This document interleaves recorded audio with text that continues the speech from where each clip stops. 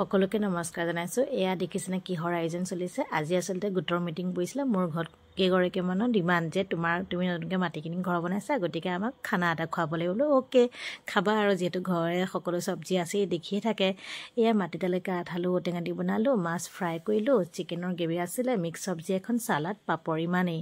খুব ভাল লাগিল। আচলতে এনেকৈ খুব ফূৰ্তিৰে খোৱা খুব কমেই হয় ন।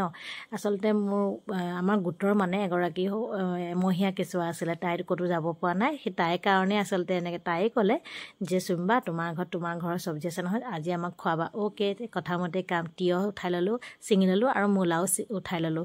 তাৰপিছত ধুনীয়াকৈ এখন চালাড বনালোঁ। ইফালে ৰীমাই আকৌ চব্জি অকণমান কাটাত সহায় কৰি দিছে। মিষ্টাৰো বহুতখিনি কাম কৰি দিছে দেই আজি। সেইয়া টিকলু পুষ্কুজনীক লৈ আহি গৈছে। আমাৰ 10গৰাকী সদস্য গোটেই ধুনীয়াকৈ সকলোখিনি আহি গ'ল সময়মতেই। তাৰপিছত আমি ধুনীয়াকৈ এয়া গোটৰ কাম কাজখিনি কৰি ল'লোঁ আৰু সকলোৱে একাপ একাপ চাহ খাই ল'লোঁ। তাৰপিছত চাহ খাই লোৱাৰ মাজতে আকৌ মই সিহঁতক জোকাইও আছিলোঁ, খানা হৈয়ে গৈছে দেই। চাহটো কিন্তু আজি একদম চিম্পল, যিহেতু খানাত ভাত আছে। তাৰপিছত তেনেকৈ জোকাই মেলি সকলোৱে আকৌ ভিতৰত পুষ্কুজনী শুই আছিলে। বেটিয়ে আকৌ তাইক একদম মানে দিগদাৰ দি আছে, শুবলৈ শান্তি দিয়া নাইকিয়া। তাৰপিছতে আৰু ভাত হৈ যোৱাৰ কাৰণে সকলোকে ভাত দি দিলোঁ আৰু সকলোকে সুধি আছিলোঁ খানাটো খাই কেনেকুৱা লাগিছে। সকলোৱে কিন্তু ধুনীয়া লাগিছে বুলিয়ে কৈছে। যি কি নহওক খুব ফূৰ্তিৰে আনন্দৰে গোটেইখিনি একেলগে খোৱা মজাই বেলেগ।